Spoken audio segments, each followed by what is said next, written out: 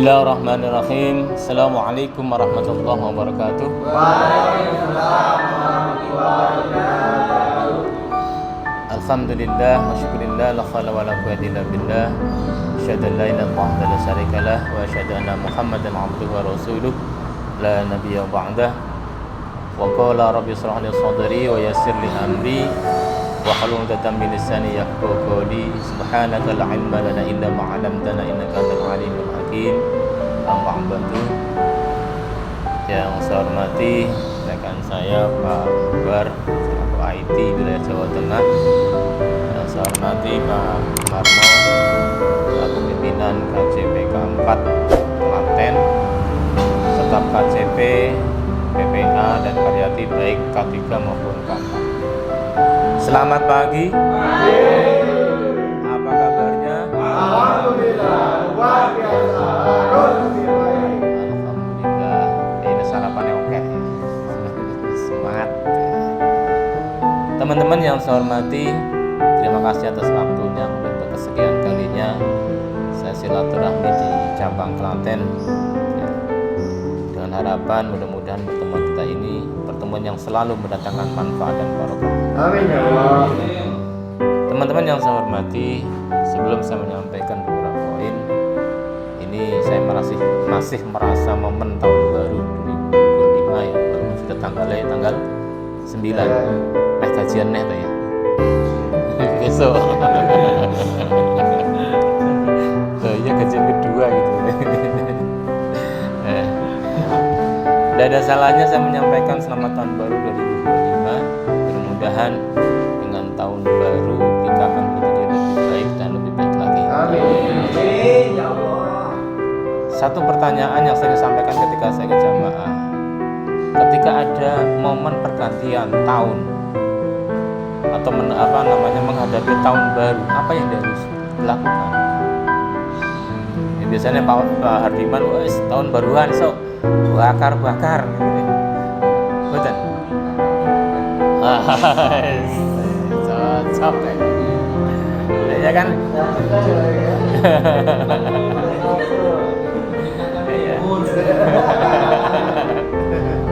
Ya alhamdulillah. Tapi nih pagi kemarin Pak, main tahun baruan gimana? Lembur Pak, tutup buku. Itu boleh-boleh aja. Tapi ada sebagian yang mungkin lembur malam, pagi ngajak keluarga jalan-jalan refreshing kemana gitu ya, kan seperti itu. Ada yang barangkali sempat pulang langsung bakar-bakar Pak. Boleh-boleh aja, asal positif. Ya, asal positif. Tapi yang terpenting, kata ulama, mestinya dengan adanya tahun baru perbanyaklah kita bermuhasabah diri, mengevaluasi diri. Hari ini secara manajemen Bapak pimpinan kita sedang dievaluasi untuk mempertanggungjawabkan kinerja di tahun 2024. Bahkan kemarin sudah mengkonsep rencana kerja di tahun 2025. Ini apa? Mestinya kita selaku insan, selaku manusia yang suatu saat kita akan dievaluasi Allah juga harus dipersiapkan Pak. Jangan hanya manajemen saja, mestinya diri kita juga muhasabah diri, meng-LPJ diri sendiri sebelum di-LPJ Allah. Anta khasibu qabla anta khasabu. Hisablah dirimu sebelum kau dihisab oleh yang maha kuasa. Mestinya seperti itu. Tapi rata-rata nggak seperti itu kan. Yang LPJ pimpinan Pak, ngapain diri kita masih mensing LPJ kan jarang. Mestinya kita muhasabah diri, oh iya tahun 2024 apa yang sudah saya lakukan, apa yang belum saya lakukan. Kira-kira kemarin saya masih dosanya oke orang. Apa pertumbuhan dosa dengan pertumbuhan amal tidak balance, tidak imbang. Kemarin sholat saya sudah tepat waktu belum di tahun 2024? Ibadah sudah maksimal belum? Karena apa Pak? Secara fitrah tetap kalau Pak pimpinan di LPJ manajemen oleh Sakibul Mal, oleh pengurus, kita pun suatu saat karena kita bertanggung jawab kepada Allah, kita pun akan di LPC oleh Allah, itu pada yaumul hisab. Mestinya itu kita lakukan. Apalagi LPC kita belum jelas, Pak. Kalau Pak pimpinan rata-rata di awal tahun bulan Januari LPC akhir tahun, kan gitu. Terus kena LPC sampai Desember, produktivitas kerja sampai Desember, nanti Januari pasti ada LPC. Nah kalau kita deadline-nya kan nggak jelas, ya kan? Kapan kita akan di LPC Allah? Belum tahu. Nanti nggak tahu batas perjalanan hidup kita kapan, nggak ada yang tahu kan? Maka cobalah kita muhasabah diri. Setelah kita muhasabah, kita evaluasi, nanti gimana sih ke depan kita mau ngapain, ke depan kita apa yang harus kita tingkatkan. Maksudnya seperti itu, sehingga ada progres. Karena apa, dalam agama kita mengajarkan bahwa kita harus selalu lebih baik, selalu ada peningkatan, betul nggak? Sudah kita meningkat? Wallahu alam. Ya meningkat di mana? Ya urusan dunia, ya urusan akhiratnya. Harus seperti itu, Pak. Ya. Kalau secara duniawi, oke. Kemarin tahun 2024 secara kinerja aku PDD-nya sekian. Yang jelas gajiku sekian. Padahal secara normal, ketika kita bertambah tahun, umur kita bertambah apa kurang? Bertambah secara angka, kurang secara jatahnya untuk menuju titik perjalanan hidup kita. Kemudian ketika katakanlah tahun 2025 ke depan, kebutuhan kita semakin tahun semakin nambah nggak? Living cost kita, biaya hidup kita semakin tambah atau semakin turun?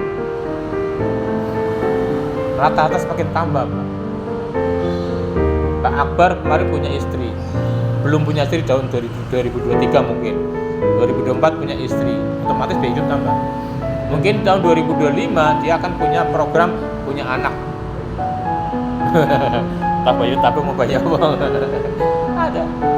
Atau barangkali Pak Hardiman ketika tahun 2024 anaknya baru SMP yang kecil katakan, besok mungkin SMA, nambah. Atau barangnya Pak Edi barangkali mungkin proyeksinya tahun 2005 saya harus nambah istri, boleh gitu ya kan. Umpama gitu ya.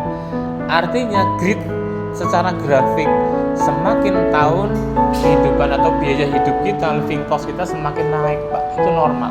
Apalagi yang saya sampaikan, jadi dengan dengar ada isu kenaikan PPN 12%, walaupun tanda kutip untuk golongan tertentu, tapi efeknya kemana-mana. Secara ekonomi dengan adanya kenaikan PPN otomatis harga barang naik. Sampai belanja ke mall dan sebagainya, PPN naik otomatis harganya naik, betul nggak? Kalau harga naik berarti biaya hidup kita naik. Cabai aja sekarang harganya berapa? 120 ngono, aku doyan pedes iki. Kan naik tuh, apalagi jelang nanti puasa Ramadan. Jelang lebaran semua harga naik. Kalau biaya hidup kita semakin tahun semakin naik, mestinya pendapatan kita secara normal harus naik. Kata Bu akuntansi harus ada balancing, keseimbangan kan. Kalau misalnya biaya hidup kita semakin hari semakin naik, semakin tambah, sementara pendapatan anggar wae, stres nggak, Pak? Sekarang pendapatan kita naik belum? Walau alam ya. Masya Allah. Itulah yang sepikiran saya tekankan pada teman-teman semuanya. Mari kita gunakan kemampuan kita, akal pikir kita. Allah sudah menganjurkan dalam beberapa ayat, di akhir ayat kan, afala ta'qilun, afala tatafakkarun. Apa Anda gak gunakan pikiranmu? Apa gak kamu gunakan akalmu? Gimana berprogres? Makanya saya kembali pada teman-teman semuanya. Dalam dunia kerja kita, di perusahaan kita adalah, saya sering menekankan, tidak usah mikir yang lain, mikir diri sendiri aja. Artinya gini, karena kebutuhan kita masing-masing semakin tahun semakin tambah, piye caranya supaya pendapatan kita tambah. Kalau pendapatan kita tambah, kebutuhan tambah, masih mending Pak. Tapi kalau kebutuhan tambah, pendapatan turun atau tetap, yang terjadi defisit gak? Itu pasti. Makanya sering saya menganalisa banyaknya kasus di teman-teman kita di beberapa cabang KCP itu nggak murni karena gaya hidup, yang namanya pinjol, yang namanya judi online dan sebagainya. Ya dalam tanda kutip mungkin alibi Pak. Saya yakin rata-rata dipicu karena pemenuhan kebutuhan hidup. Banyak kali saya analisa kenapa sih kok tekor. Saya beberapa bulan nggak lolos Pak. Saya punya angsuran motor, punya angsuran rumah, anak saya sekian. Akhirnya kondisi kepepet. Ya alhamdulillah. Maka ketika penanyakan itu moralitasnya gimana Pak? Saya nggak menyalahkan moralitas. Karena apa, kalau udah urusan perut berat Pak, kadang-kadang keimanan bisa dikalahkan dengan urusan perut. Ya. Pernah saya berulang kali di mana-mana. Teori kepala kucing ya. Ketika kucing kenyang, dia pasti tidur. Tapi ketika kucing lapar, dia pura-pura tidur. Ketika nggak ada pemiliknya, dia beraksi, betul nggak? Itu pasti. Ya bodoh mungkin kalian kita. Karena urusan perut, pendapatan rendah, gaji kecil, umpama seperti itu. Sementara kebutuhan besar. Ya, mungkin kalau imannya lagi betul-betul kuat, janganlah. Tapi kalau kepepet, gak konangan, bismillah. Iya, kan yang terjadi seperti itu sedikit lah. 100, 200, 300, numpuk lama-lama 100 juta, 200 juta, 400 juta. Ya. Makanya kembali, kita nggak menyalahkan siapapun. Secara aturan manajemen kita sudah jelas, ada standarisasi gaji. Gaji K3 sekian, gaji K4 standarnya sekian, maksimal sekian, ya K7 sekian, sudah ada. Nah, kalau kenapa kita belum tercapai? Ya mungkin dari kemampuan kita. Coba kita gunakan akal pikir kita. Bukankah dalam agama kita kan mestinya kalau lembaga syariah ya kita jangan menggunakan satu jalur, pakai 2 jalur bumi dan jalur langit. Nah, kayak sinetron aja kan, jalur langit kita pakai. Kalau kita secara fisik sudah kerja keras mati-matian, ternyata Allah belum takdirkan, ya kita rayu Allah. Ya, kita minta padanya. Karena hakikatnya secara agama bahwa rezeki itu adalah urusan Allah. Tugas manusia hanya ikhtiar. Yang penting kerja maksimal. Urusan rezeki adalah urusan Allah. Ya, ada sebuah hadis yang intinya ketika anak manusia diciptakan oleh Allah di umur 4 bulan, Allah tetapkan salah satu di antara adalah rezekinya, ajalnya, rezekinya, jodohnya, dan sudah tentukan. Artinya Allah sudah plot Pak Ardiman selama hidupnya, kurun waktunya nanti meninggal di tahun sekian, di umur sekian, dikasih rezeki sudah jatahnya sekian. Tugas kita hanya bagaimana mengambil rezeki itu. Ini kita ilustrasikan aja. Pak Ikun katalah datang ke rumahnya Pak Hardiman. Di rumah Pak Hardiman di situ katalah pohon mangga. Pak Ikun orang ngomong greteli jaluk, apa orang ngomong langsung ngambil tanpa izin Pak Hardiman. Khawatir mau Pak Hardiman ketutumai, ngambil paling cuma 1, 2, 3. Dapat Pak. Tapi ketika Pak Ikun Bahar, aku njaluk apa nyuwun ikune nggih manggan nggih. Wis ora apa-apa terserah. Monggo. Ayo Pak Ikun brol-brol ngambili, bahasa Jawa iki nyenggeti. Bisa nggawa sekarung, mesti izin kayak kan? Gak masalah.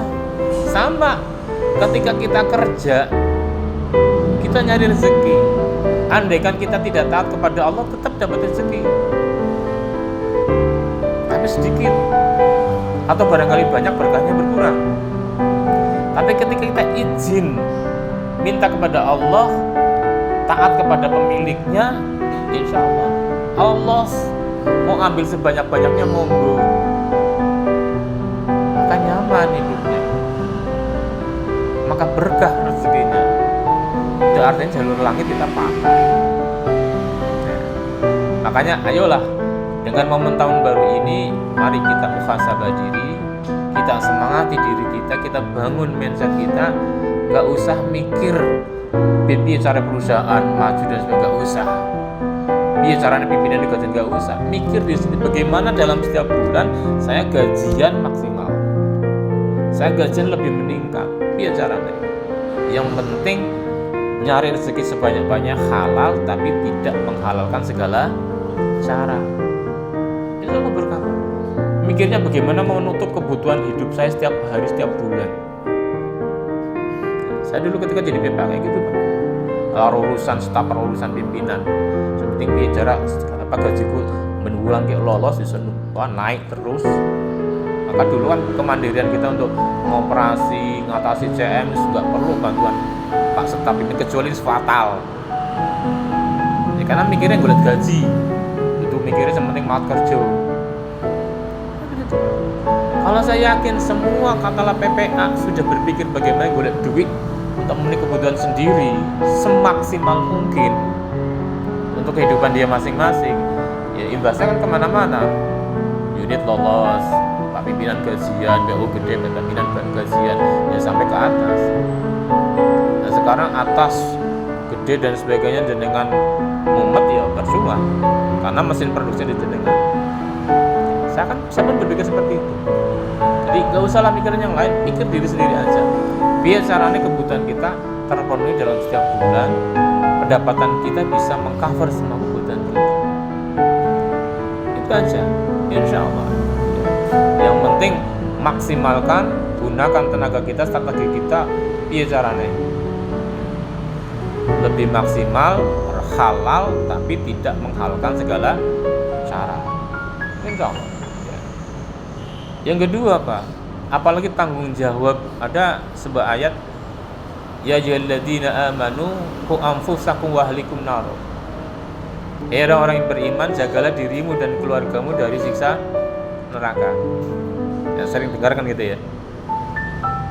Secara harfiah ayat ini ya, secara tekstual itu mengajarkan, orang-orang beriman, jaga dirimu, keluarga dan keluargamu dari sana. Artinya betul-betul secara harfiah kita menjaga diri bagaimana nanti kelak di ujung perjalanan hidup kita pindah ke alam akhirat terbebas dari siksa neraka, dan juga keluarga kita. Artinya kita dididik, dianjurkan oleh Allah untuk menjadi orang yang soleh, menjadi orang yang mukmin, orang yang muttaqin, taat pada Allah, jauhi perintah.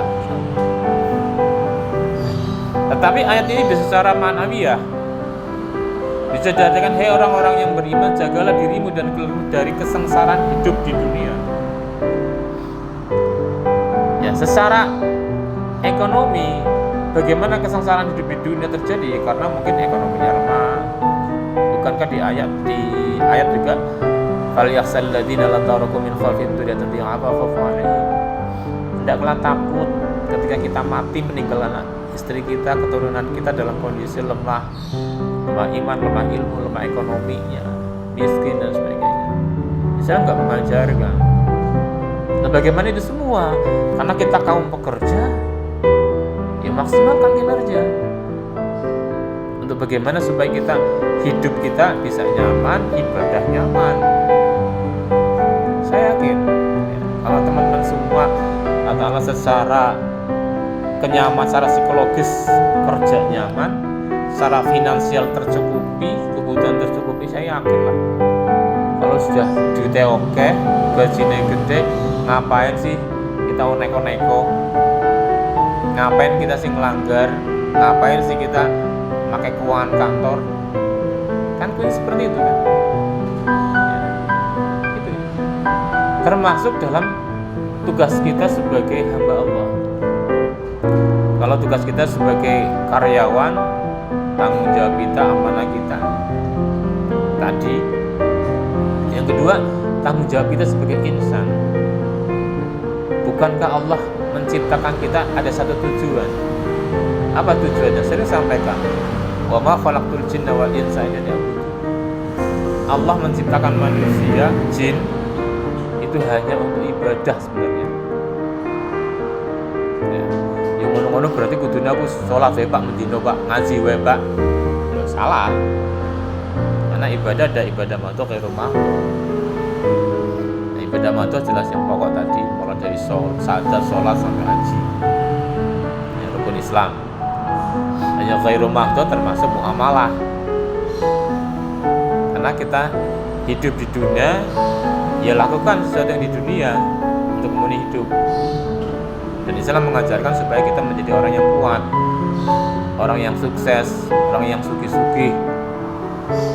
Kenapa? Dengan kita sukses, dengan kita kaya dan sebagainya, insya Allah iman kita tidak mudah kita jual. Karena ada pepatah Arab, kadzal faqru ayyakuna kufran. Banyak orang-orang kufur gara-gara kefakiran. Banyak orang yang menjual iman karena ekonomi lemah. Maka Islam mengajarkan untuk menjadi al-mu'minul qawiyyu ahabbu ilallah, mukmin yang kuat, ya, termasuk kuat dalam bidang ekonomi.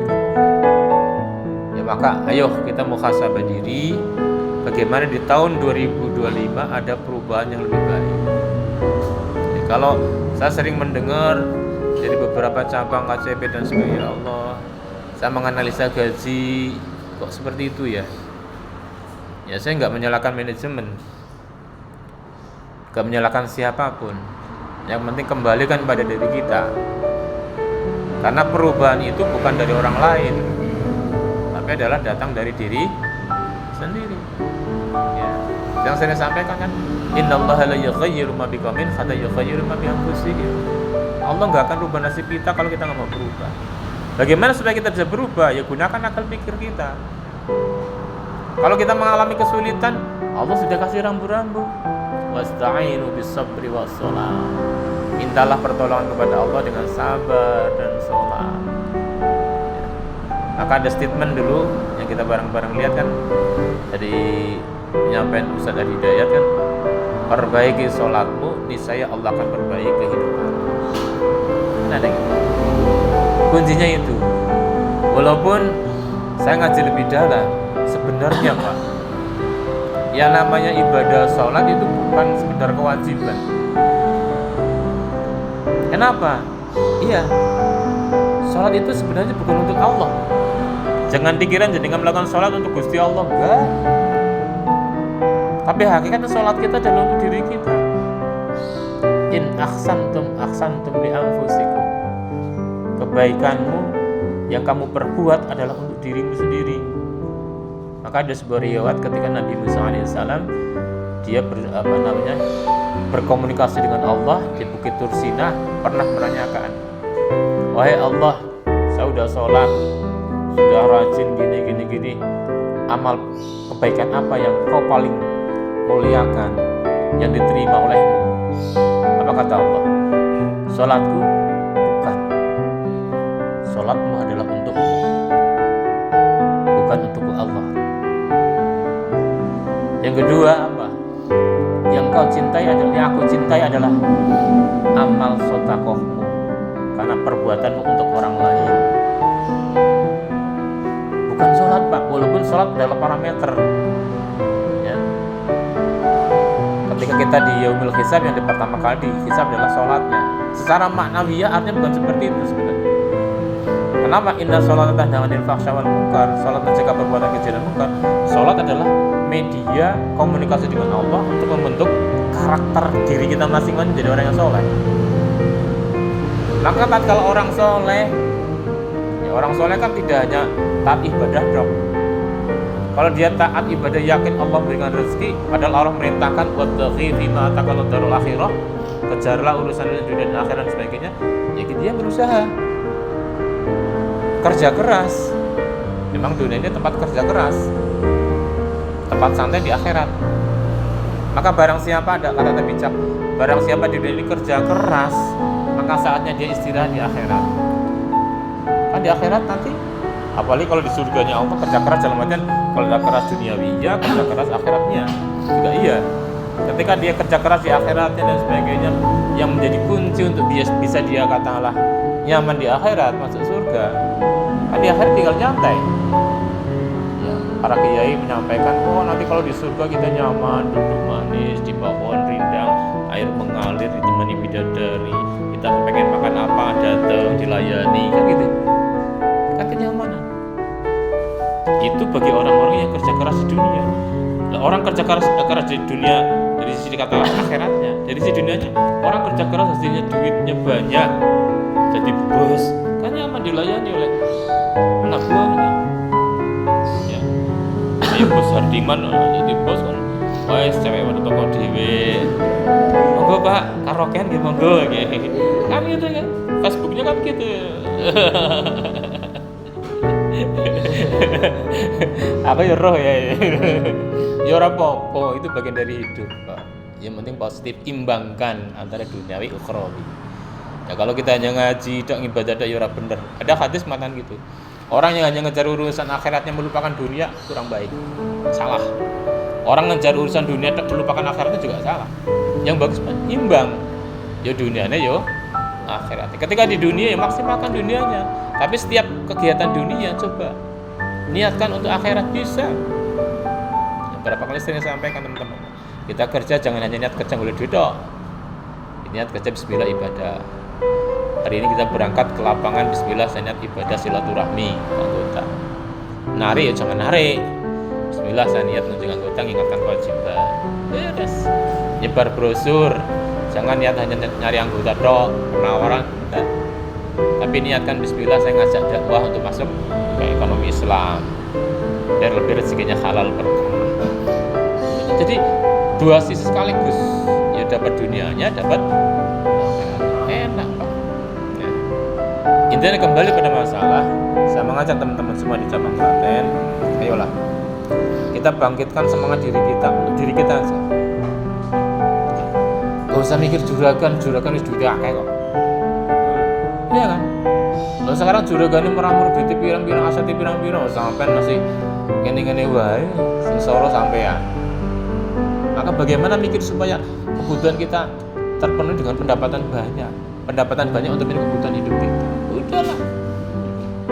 Bahkan saya kadang menyarankan beberapa KCP, wes toh kalau pendapatan dari kantor tidak cukup, silakan punya usaha sampingan yang lain, yang penting tidak mengganggu pekerjaan. Boleh lah. Banyak pejabat kita yang punya usaha sampingan, sekecilnya merah-merah. Kalau kita hanya mesin produksi kemudian hanya mengandalkan ini nggak cukup ya nggak apa-apa, samanya nggak apa. Karena logika gini, kalau kita punya pendapatan yang lain kemudian